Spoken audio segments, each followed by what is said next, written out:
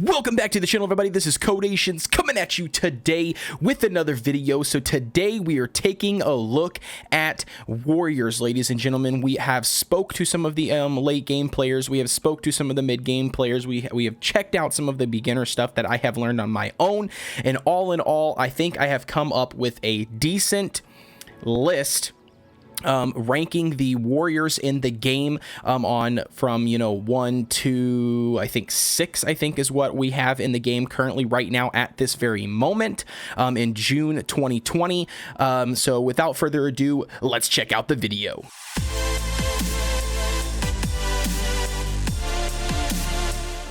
First things first, I would like to mention that this video is going to be my opinion, my personal opinion, so take it with what you will. I do not plan on telling everybody that these are the absolute best heroes and you have to run these heroes, or you don't run these heroes, or you lose, or whatever, because everybody's playstyle is going to be different. Everybody's comp is going to be different. The heroes that you're actually going to pull from the day one in the game are going to be different compared to everybody else. I mean, obviously the same hero pool is here. I mean, you have the same exact heroes in the gallery, of course, but as far as what hero you pull duplicates of is going to kind of dictate, no matter what this list is going to kind of dictate what units you need to level up and what units you need to run based on the duplicates that you get or the summons that you get and so forth. So just, again, keep that in mind. This is not a tier list guide. This is not me telling you that this is 100% the best way to do it. If you don't get this pool, or if you don't have these pools, then you need to quit the game. That is not what I am saying. So be sure to understand that, and like I said, be willing to be flexible, based on the units that you pull in this game. So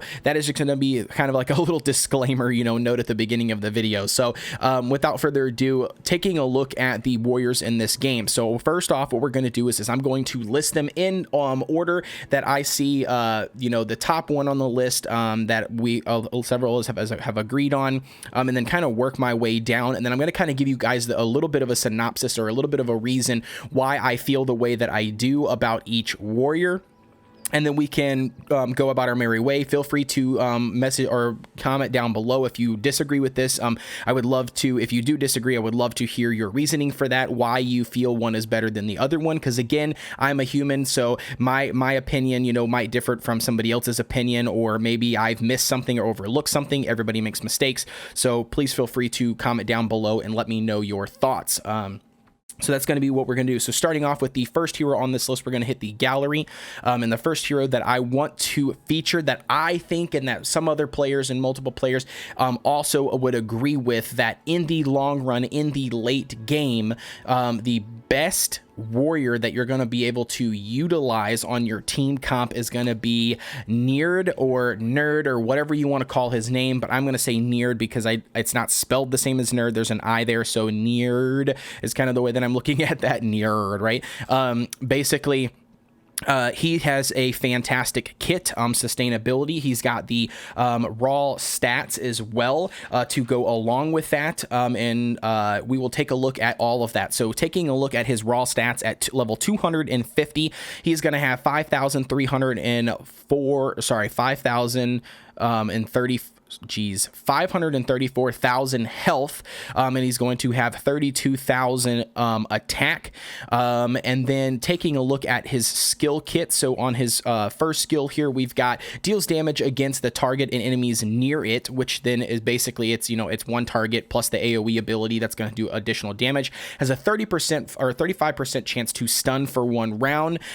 His next ability, or his next set on here, obviously is the passive stats buff.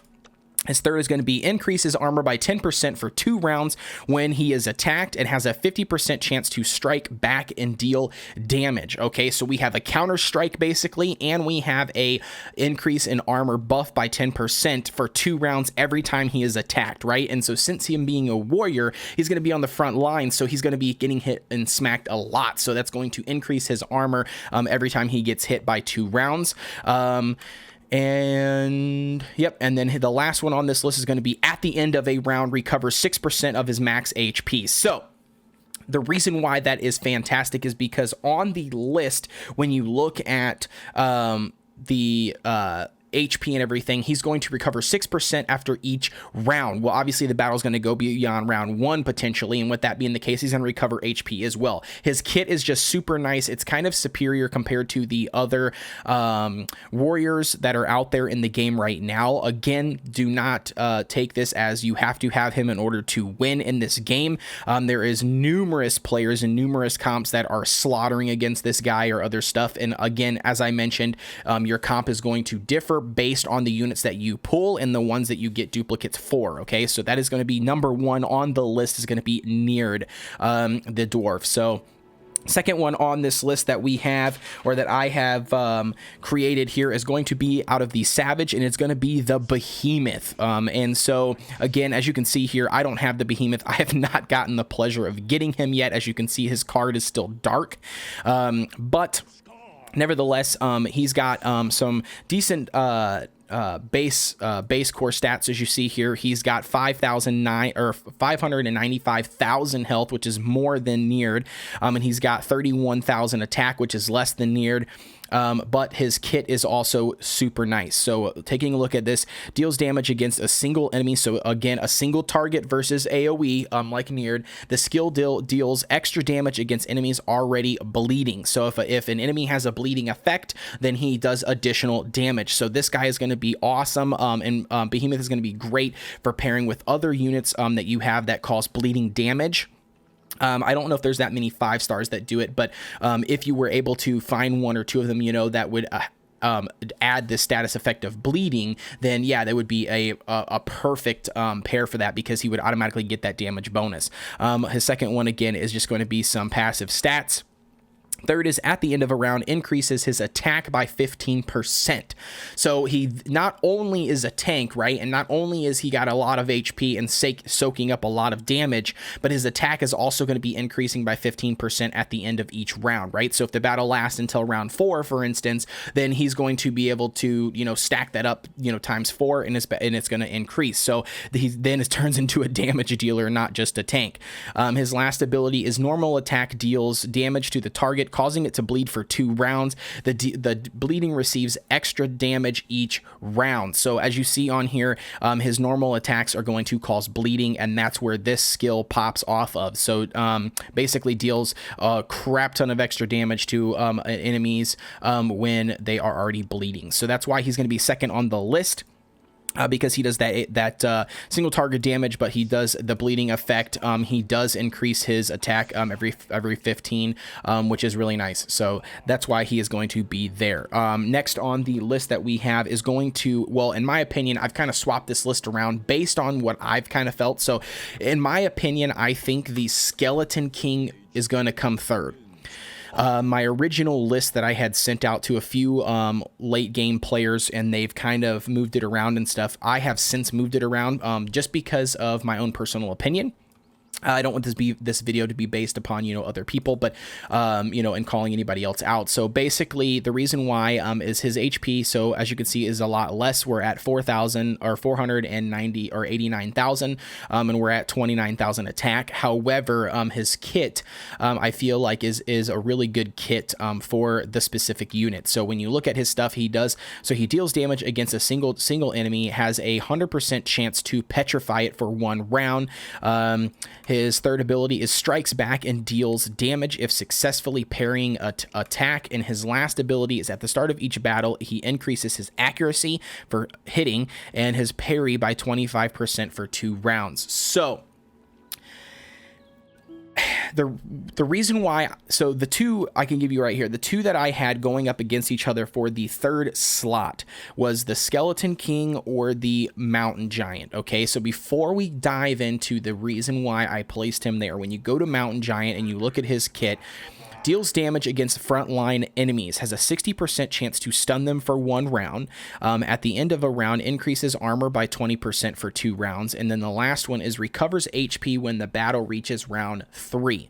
So the battle is only going to reach round 3 once, right? So he's only going to get this heal off once for starters. The armor buff is nice, so he does get an armor buff at the end of a round, and that does stack.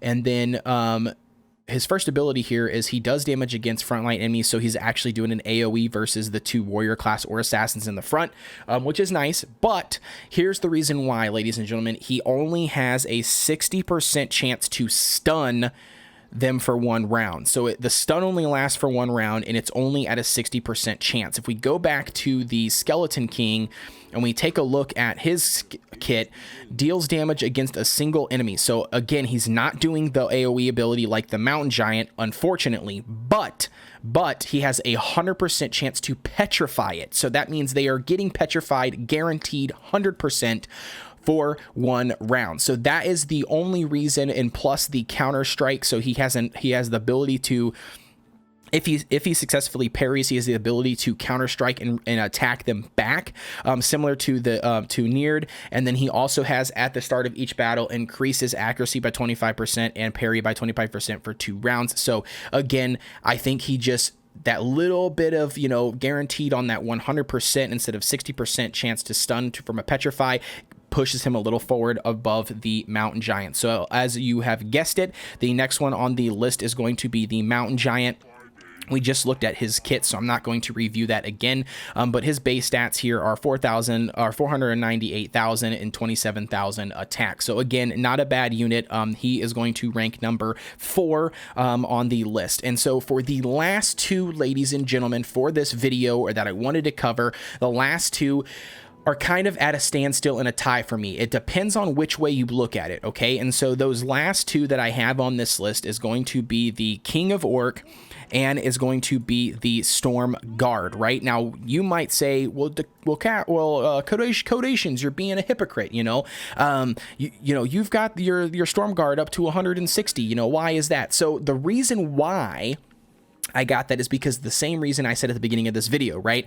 Is that because it's not that I love the Storm Guard, right? Unfortunately, I've pulled duplicates of the Storm Guard early on. So the game gives everybody a Storm Guard, and I can't remember what level it is off the top of my head, 60, maybe 75, I can't remember. But they give you a Storm Guard, and when I pulled him, I continuously pulled him for like 3 or 4 times in a row, which then gave me the ability to push him forward. And I did not have the option to pull Neared or somebody else from that fortress spot, so I ended up using him because that's all I had, and that's what a lot of you guys are going to see looking at this stuff. So going back at those 2, the reason why I am up in the air about either one is because it depends on your comp, right? So if you're new to the game and you're an early game player and you're a beginner player, then you're probably going to end up using Storm Guard, right? Because unless if you get lucky and you end up pulling the King of Orc, for instance, then, you won't have him. The game automatically, just for playing, will give you the Storm Guard, so potentially every beginner player will have him, right? And so with that being the case, I guess maybe I could push him forward or above King of Orc, but we're not really looking at this video at the perspective as a new player. We're looking at it as a perspective as overall warriors in the game and comparing their stats. So this is why they kind of line up and depending on the comp. So Storm Guard's abilities are decent. Deals damage against the target and enemies near it, so it's got that AoE cleave ability. Has a 30% chance to confuse them for 1 round. So 30% chance, ladies and gentlemen, we are not going to sweat a 30% chance because that's just way too low. That is not doing it for me. That's not something that I'm going to be worried about or pumped up about. So his second ability, or his third ability, is recovers HP if successfully parrying an attack. Okay, and unfortunately, that percentage scales off of his attack. Well, his attack is super low. It's 27,000, and with that being the case, it's only 50% of that is returning back to him as HP if successfully parrying an attack. So, well, you're going to say, well, what's his parry? So when you click on his ability here, or his stats buffs, that gives him some additional stats. If you didn't know, that's where this little eyeball or this eye button is up here. His parry is set to 30% by default. His last skill does help. Each normal attack increases attack by 15 and parry by 15 for 2 rounds.